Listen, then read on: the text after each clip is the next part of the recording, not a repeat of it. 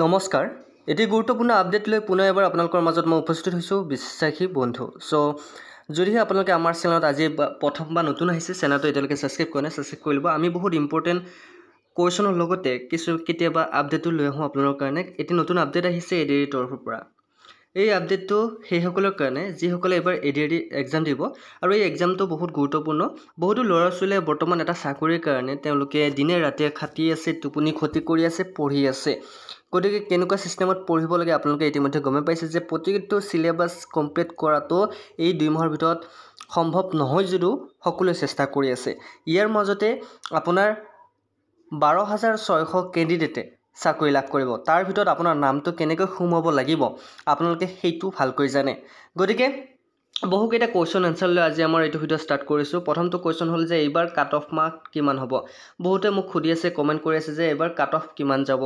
computer পৰীক্ষা হ'বনে computer পৰীক্ষাত কেনেকুৱা ধৰণৰ কোৱেশ্যন আহিব বা আপুনি কম্পিউটাৰৰ সিৰিজ নতুনকৈ কেতিয়াৰ পৰা আনিব আৰু নেক্সট কোৱেশ্যন হৈছে পিআৰসি লাগিব নে নাই যেহেতু মুখ্যমন্ত্ৰী ডাঙৰীয়াই ঘোষণা কৰিছে যে এইবাৰ পিআৰসিৰ সন্দৰ্ভত কি ঘোষণা কৰিছে তেখেতে কেনেকুৱা ধৰণৰ আপডেট আনিছে আমি সকলোবোৰ এইটো ভিডিও ডিসকাস কৰিম আমি এটা কৰি কোৱেশ্যনবোৰ আমি ডিসকাস কৰিম প্ৰথমটো আহিছো পিআৰসি সন্দৰ্ভত ওকে আপোনালোকে জানে পিআৰসি কিহৰ কাৰণে প্ৰয়োজন হয় পিআৰসি হৈছে স্থায়ী নাগৰিকত্বৰ প্ৰমাণপত্ৰ হয়নে আপুনি যেহেতু অসমত আপুনি পৰীক্ষা দিবলৈ ওলাইছে গতিকে অসমৰ নাগৰিক হয়নে নহয় আপোনাৰ জানিবলৈ এই পিআৰসি তেওঁলোকে বাধ্যতামূলক কৰি দিছে এতিয়া পিআৰসি এই কাৰণে বাধ্যতামূলক কৰি দিছে মই আপোনালোকক কৈ দিছো পিআৰসি আৰু এটা কথা যে আপোনালোকে বহু ঠাইত দেখা পাইছে যে যদি এখন ষ্টেটত কিবা এটা পোষ্ট ওলাই সেই পোষ্টৰ কাৰণে বাহিৰৰ ষ্টেটৰ পৰাও মানুহ আহে হয়নে নহয় বাহিৰৰ ষ্টেটৰ পৰাও মানুহ আহে আৰু সেই পোষ্টটো দখল কৰি লয় আৰু যিবিলাক স্থায়ী নাগৰিক সেই পোষ্টৰ পৰা বঞ্চিত হৈ পৰে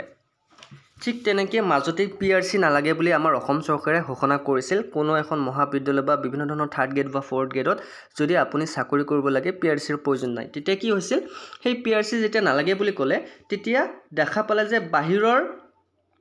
বাহিৰৰ নাগৰিকো ইয়াতে এপ্লাই কৰিছে ধৰল আপুনি অসমত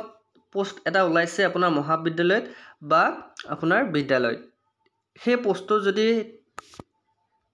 আপুনি এপ্লাই কৰিছে তাতে আপোনাৰ মুম্বাইৰ পৰাও কোনোবা এপ্লাই কৰিব গুজৰাটৰ পৰাও এপ্লাই কৰিব গতিকে এনেকুৱা ধৰণৰ কেণ্ডিডেট অহা দেখা পালে তাৰ কাৰণে বহুতে প্ৰতিবাদ কৰিলে যে পিআৰসি আপোনাৰ বাধ্যতামূলক কৰি দিয়ক গতিকে চৰকাৰে মাজতে এইটো সিদ্ধান্ত লৈছিল যিসকল থলুৱা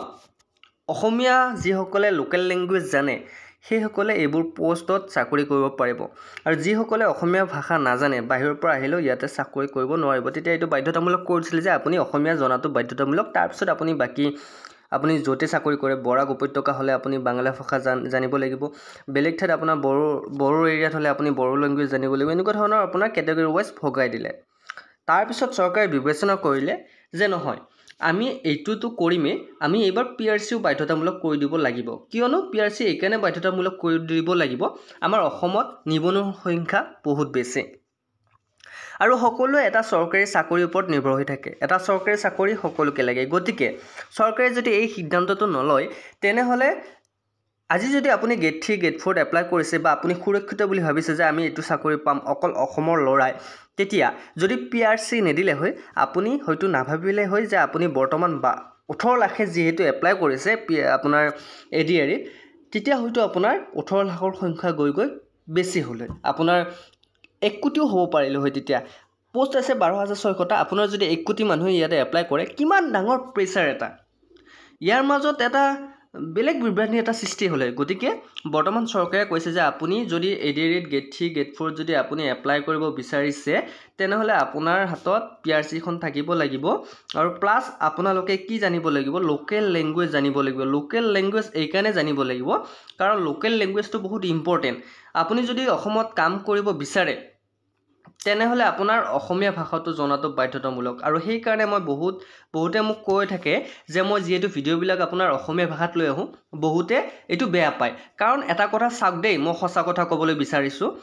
আপুনি এজন অসমীয়া হিচাপে নিজে গৌৰৱবোধ কৰিব লাগে নিজৰ মাতৃভাষাটোক যদি আপোনালোকে নাজানে বা ভাল নাপায় তেনেহ'লে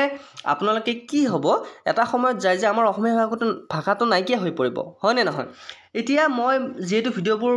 মই অসমীয়াত লৈ আহোঁ বহুতে মোক কমেণ্ট কৰে যে দাদা ইংলিছত লৈ আহক কুৱেশ্যনবোৰ দাদা আপোনাৰ এনচাৰবোৰ ইংলিছত লৈ আহক আৰু কিছুমানে কয় অসমীয়াত লৈ আহক গতিকে আপোনালোকে এটা কাম কৰিব আপোনালোকে প্ৰথমতে লোকেল লেংগুৱেজটো শিকি ল'ব মই এইটো কোৱা নাই যে বাহিৰা লেংগুৱেজ জানিব নালাগে ঘৰ এটা বনাইছোঁ যেতিয়া বতাহ আহিবই লাগিব খিৰিকীখন ৰাখিবই লাগিব গতিকে কেতিয়াবা বাহিৰৰ বতাহ ভিতৰত সোমাব দিব লাগে আৰু ভিতৰৰ বতাহ বাহিৰত যাব দিব লাগে কিন্তু ইমান নহয় যে সেই খিৰিকীখন আমি ইচ্ছা কৰি দৰ্জা কৰি ল'ম হয়নে নহয় এটা কথা বুজি পাইছেনে মই কি ক'ব বিচাৰিছোঁ এতিয়া মই অসমীয়া ভাষাত কিয় ভিডিঅ'বোৰ লৈ আহিছোঁ কাৰণ অসমীয়া ভাষাটো চৰকাৰে বহুত ইম্পৰ্টেণ্ট দিছে আৰু আপোনালোকে অসমীয়া লেংগুৱেজত আপোনালোকে কুৱেশ্যন এনচাৰ কৰিব পাৰিব লাগিব অ'কে ইংলিছ লেংগুৱেজটো জানে আপোনালোকে কথা নাই কুৱেশ্যন ইংলিছতো পাব কিন্তু মই অসমীয়া লেংগুৱেজত ভিডিঅ' অনাৰ এটাই উদ্দেশ্য হ'ল ইয়াতে গেট 4 বহুতো কেণ্ডিডেট আছে গেট 3 বহুতো কেণ্ডিডেট আছে যিসকলে ইংৰাজী বেছিকৈ নাজানে আপুনি জানে আপোনাৰ ভাল কথা আপুনি ইংলিছ জানে আপুনি ইংলিছতো কুৱেশ্যনটো চাৰ্চ কৰিব পাৰিব কিন্তু সেইসকল ল'ৰা ছোৱালী কি হ'ব যিসকলে ইংলিছ নাজানে তেওঁলোকেতো চাকৰি এটা পাব লাগিব নহয় জানো গতিকে PRC বাধ্যতামূলক কিন্তু এটা কথা আপোনালোকে মন দিব PRCটো আপোনাৰ পৰীক্ষাৰ সময়ত নালাগে আপোনাৰ যেতিয়া নিযুক্তি হ'ব তেতিয়া আপোনাৰ PRCখন লাগিব গতিকে PRCখন আপুনি উলিয়াই ল'ব কাৰণ PRCখন এদিনত পোৱা বস্তু নহয় গতিকে PRCখন উলিয়াই ল'ব আৰু PRCখন যদি আপোনালোকে নুলিয়াই পিছৰ পৰ্যায়ত আপোনালোকৰ অসুবিধাত সন্মুখীন হ'ব পাৰে সেইটো কথা মনত ৰাখিব কাৰণ এইটো চৰকাৰৰ ফালৰ পৰা অহা এটা নটিচ হয় সো এইটো আপডেট মই কোৱা নাই আপোনালোকে নিউজত যদি চাইছে আমাৰ মুখ্যমন্ত্ৰী ডাঙৰে কৈছে গতিকে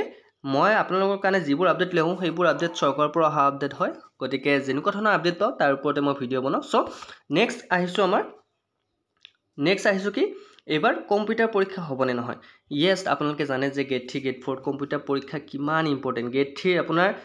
3 যিসকলে এপ্লাই কৰিছে তেওঁলোকৰ কাৰণে কম্পিউটাৰ স্কিল টেষ্ট হ'ব কম্পিউটাৰ স্কিল টেষ্ট আপোনালোকৰ বেছিকখিনিৰ লগতে আপোনালোকৰ প্ৰতিটো বস্তু আপোনালোকে ভালকৈ জানিব লাগিব কাৰণ কম্পিউটাৰৰ পৰীক্ষাটো আপুনি যিহেতু ৰিটেনত আপুনি পাছ হ'লে আপোনাৰ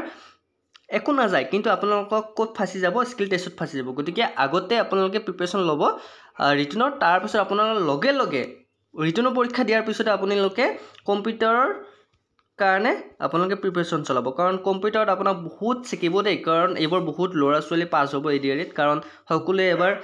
প্ৰিপেৰেশ্যন বহুত ভালকৈ কৰিছে সেইটো কথা মনত ৰাখিব গতিকে আপোনালোকে নিজকো কম বুলি নাভাবিব আপুনি প্ৰিপেৰেশ্যন চলাইছে যেনেকৈ ঠিক তেনেকৈ আন এজনৰ প্ৰিপেৰেশ্যন চলাইছে গতিকে কম্পিউটাৰৰ কাৰণে আপোনালোকে ঘৰত যদি কম্পিউটাৰ নাই আপোনালোকে প্ৰেক্টিছ কৰিব এটা কম্পিউটাৰ ছেকেণ্ড হেণ্ড হ'লেও আনি ল'ব বা আপোনালোকে যদি কম্পিউটাৰ ক্লাছ কৰিছে তেনেহ'লে ভাল কথা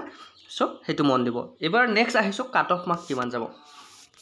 আপোনালোকে জানে 175 আপোনাৰ টোটেল মাৰ্ক আছে 170 আছে গতিকে এটা কথা মন কৰিব যি কেইজন ল'ৰা ছোৱালী আপোনাৰ এইবাৰ কুৱেশ্যন পেপাৰখনৰ লগত ডিপেণ্ড কৰিব যি কেইজন ল'ৰা ছোৱালী এইবাৰ এডিআৰিত এপিয়াৰ হৈছে সেই গোটেই কেইজন ল'ৰা ছোৱালী বহুত স্মাৰ্ট মনত আছেনে গতিকে যোৱাবাৰ কাট অফ অকণমান যোৱাবাৰো হাই গৈছিল এইবাৰো কাট অফ আপোনাৰ হাই যাব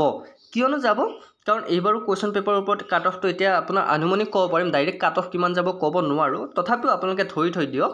170ৰ ভিতৰত আপুনি 130 বা 40 আপোনালোকে পাবই লাগিব কাট অফ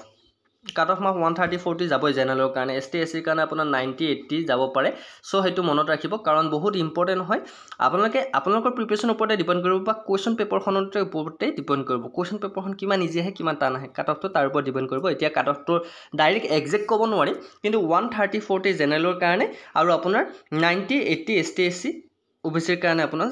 OBCৰ কাৰণে 100 ধৰি লওক সো এনেকুৱা ধৰণৰ কাটত যাব পাৰে ভিডিঅ'টো কিমান ইম্পৰ্টেণ্ট আপোনালোকে গমে পাইছে যদি ভিডিঅ'টো ভাল লাগিছে আমাৰ ক্লাছবোৰ চাই আছে না আমাৰ ছ'চিয়েল সায়েন্সৰ ক্লাছ চলি আছে